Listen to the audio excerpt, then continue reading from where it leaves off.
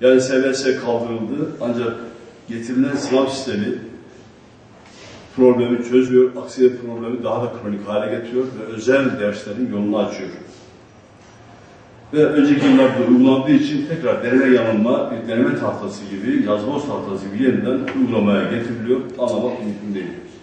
Aslında eğitimdeki esas problem, bütün bunlardan çok daha öte, Sayın Başbakan'ın ifade ettiği ve Sayın Bakanımızın da ifade ettiği, yani hem Sayın Başbakan hem Sayın Bakan'ın zaman zaman ifade ettiği röportajlarında, televizyon programlarında itiraf ettiği bir husus var. İşin önemli kısmı bu. Nedir bu? Başbakan, Sayın Başbakan dedi ki hata yaptık.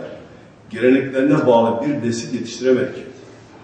Yine Sayın Bakan, çocuklarımıza gönlümüzden geçen becerileri kazandıramadık. Yani işin esas problemi, işin esas kısmı nedir? Geleneklerine, milli ve manevi değerlerine bağlı ve gerçekten gönlümüzden geçen iyi ahlak, iyi huy ve topluma iyi entegre olmuş, topluma faydalı, vatanına, milletine, bayrağına faydalı ve gerçekten kendi memleketi ve kendi değerleri için kendisini feda edebilecek bir nesil yetiştiremedi. İşin temel değerlerine bağlı nesil yetiştirmek için iki ana unsur vardır. Bir tanesi öğretmen unsurudur, diğeri müfredattır.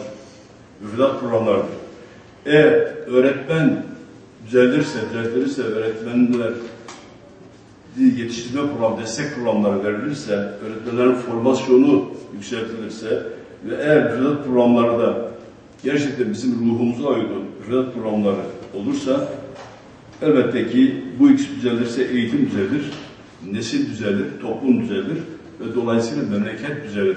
Materyalist nesil yetişir, mevcut müfredat programları maneviyat ve milli duyguları yok sayıyor, ahlaki değerlerimizi davranış biçimine dönüştüremiyor, kendi medeniyetimizi yok sayıyor, insanlara asırlarca saadet getirmiş olan kendi medeniyetimizin temel değerlerini, Batı'nın yozlaşmış değerlerini feda ediyor.